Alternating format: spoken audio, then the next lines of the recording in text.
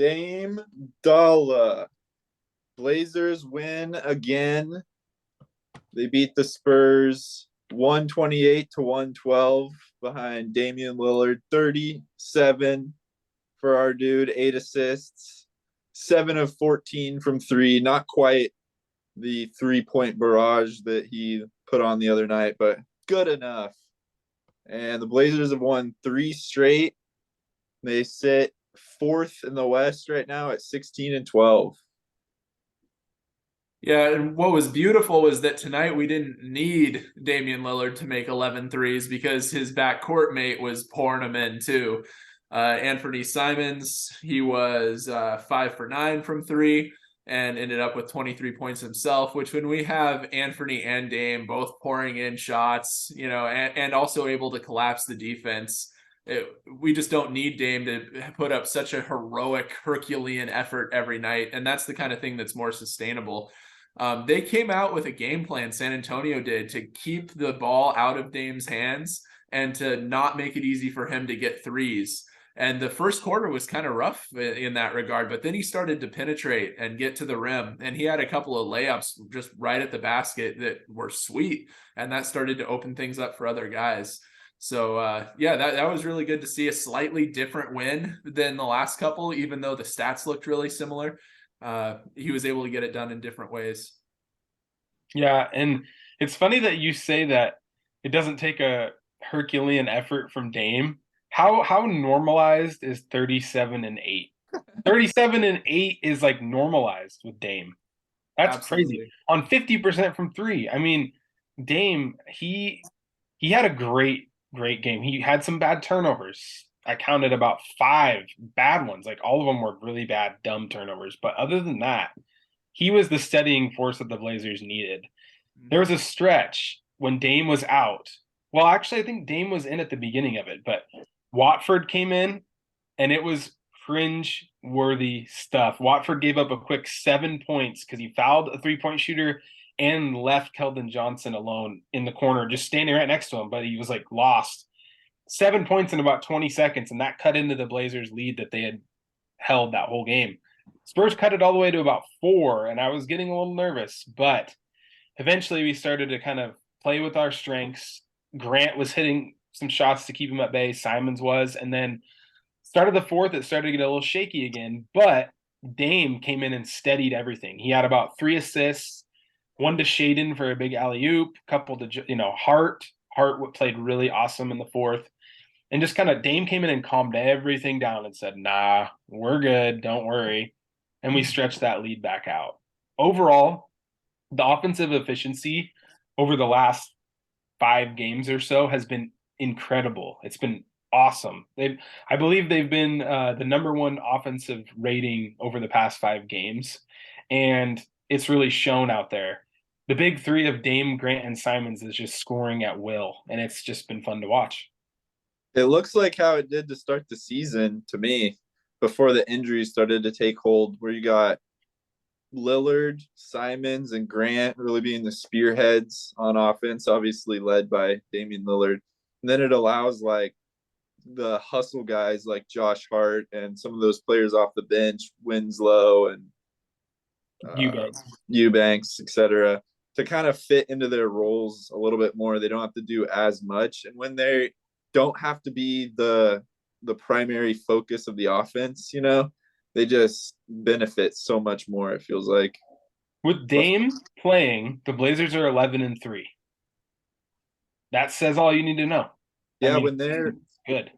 When the team is fully healthy, I don't think we've lost a game by like more than a few points. Every game, it's like a possession for possession contest. Obviously, there was the Miami game early in the season, but Dame got hurt in like the third quarter, and by that point the lead it was already a pretty big lead. The momentum had definitely turned, but yeah, it seems like every game that where we have all the starters in, we're at least, if not winning the games, we're right there. Yeah. But you spoke about Watford, and I agree. He seems a little shaky. I kind of wish he would get back to what he looked like last season, where it just seemed like he was playing with more confidence. I see him doing the Myers Leonard pump fake and drive a lot, but to be fair, he does have more tools off of that pump fake and drive than Myers ever did, but I still wish that he'd play with a little bit more confidence, like I saw from him at the end of last year. And then just quickly touching on Josh Hart, like you mentioned, man, that dude, he is the perfect complementary piece to this starting five. He just never lets a ball get away from him. If it bounces in his general vicinity, he is going to come up with it. And it's really fun to watch him play. He's one of my favorites on the team, actually, to watch. Yeah, and to be clear, Damian Lillard is absolutely putting up Herculean numbers, but this game didn't seem like it was as hard on him as other games do. You know, Is sometimes that the Rock? I think he's the Rock out there. He's looking like Hercules. yeah. I mean, because there's a couple different types of 37-point games. You know, there's the 37-point game where most of it comes in the fourth quarter off of bailout threes, and you know, where Right. he just has to be the hero. And in this game, I mean, he got to sit the last few minutes. You know, he was able to just provide that steady calming influence. He got a lot of his points in the first half. He got a lot of his points off of dissecting the offense and close to the rim. And that's just a more sustainable look. Or what's even better is when he can do both, because sometimes we do need him to make, you know, 5 threes in a quarter to get us back in the game, but it's best when we don't. And yeah, just to echo what you guys have been saying about Josh Hart, I mean, he looked pretty determined in that last quarter when it got down to, you know, 7 or 8 points again, that he was going to go grab every loose ball and make sure that 10 we got it. rebounds. 10 rebounds for Josh Hart tonight. And then, you know, he was finding guys, kicking it out to Anthony for like a dagger three. I mean, we haven't had that in a long time, and it was really good to see. I just want to say one more quick thing about Grant before we look forward. Every time I see Grant swish a wide open three or put the ball on the deck and drive, I always think about when people compared him to Aminu. It's like, wow, what if the Blazers had this Jeremy Grant on those teams, you know, in the last couple seasons, Dame would have at least reached at least one more conference finals, if not a finals, because he has been what they've needed for so long. It's so refreshing. He's definitely an upgraded Mo Harkless. I'll tell you that much. No, yeah, a lot more than upgrade for Mo Harkless. He's in a different universe than Mo Harkless. But I just love seeing that. And the other thing I wanted to talk about really quick is just kind of looking ahead at the rest of the road trip. It's a pretty easy road trip, right? Like there's not too many killer games on there against, you know, tough to stop teams. It's a 6-game road trip, but the Blazers really have a chance to like put a stamp on this part of the season. They're already the 4th seed. They're 3 games out of first. The Pelicans, you know, they're the number 1 seed as of I last checked, but Phoenix is in like a free fall mode since the Kardashian curse. Denver, we can hang with Denver. And so I'm liking what I'm seeing. There's room for growth still, and the West is open. So let's see what happens, because it's exciting to know that there's a lot of parity in the West right now. The Deadly Kings are still out there too, but yeah, like you said, the West is wide open. Steph Curry got hurt tonight. Looks like a shoulder issue. Who knows what that'll do to the Warriors season? They're already struggling enough as it is. And yeah, this could be, I think you mentioned it before we came on, that this should be the year to go all in if you're a Western Conference team. I mean, it is ripe for the taking. If you're sitting there in the top, you know, and you just need one more move, there's not a team out there that I don't think that, you know, is like a juggernaut in the West. In the East, Milwaukee and Boston are juggernauts, but Yeah. in the West, nobody's really stood out to me as like unbeatable, like as in years past. Yeah, we got Dallas coming up on Friday. Hopefully we can get some revenge on Luka. That was one of those early season losses where it felt like the Blazers were invincible, and then they just went up against Luka, who was And through completely Dinwiddie, unstoppable. 3 straight threes in the fourth. Yeah. Do you think that'll happen again? You got the big three of Dinwiddie, Luka, and Christian Wood. It's tough to stop. So if this is the year to go all in, what does that look like? You know, do you think that that means that it's time to make a trade, or is it just a matter of doubling down with what we have, getting healthy, and seeing what they can do? It really depends on what's available for me. It's like if you can get a superstar who's going to be a game changer, I think it's a no-brainer to do it. But those players just don't come available very often and for cheap. So it really depends on what's available, what the market looks like as the trade deadline approaches. I think, it's not the worst case scenario to stick with this team and see what they can do.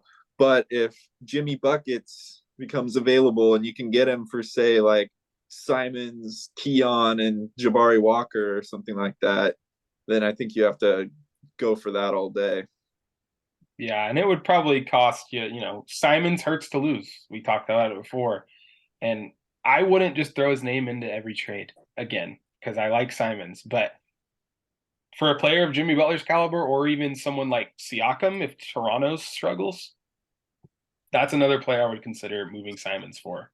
But as far as a trade package goes for Jimmy, I kind of touched on it in the past before, but you would need another shooter coming back to the Blazers. And I don't have the financial numbers ahead of me. And shout out to Quantum, one of our commenters, for talking about this. But he mentioned maybe discussing like going deep dive into an actual package, which I think is a good idea to kind of scout the league out and try and figure out like actual specific packages using the trade machine, because the Blazers might be in that realm this year where they can just go all in and find that player.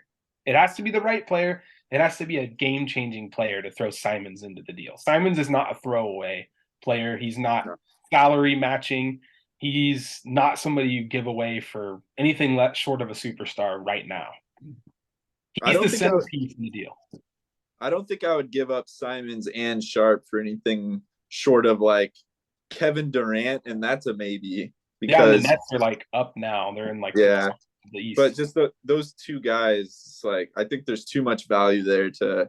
Man, Shaden the last couple games has really started to come back up to what he looked like to start the season. He had his shooting woes there for a few weeks, but it's starting to look smooth again. When he pulls, like, looks good. It looks like it's got a good chance of going in. It looks like a pro level, like super, like all-star level, superstar level moves that he makes out there with his jump shot, with his athleticism. Obviously, he had that lob dunk from Josh Hart tonight that was like, whew. Dame actually threw it a lob to him. They both and did. From Hart. Yeah.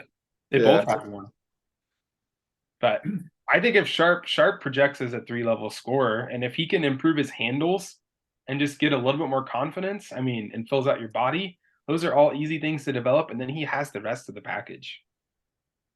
What would you say if Miami said Simons and Sharp for Jimmy? I would probably turn it down. That might be a home run, but I think I would turn that down definitely. It'd be tough.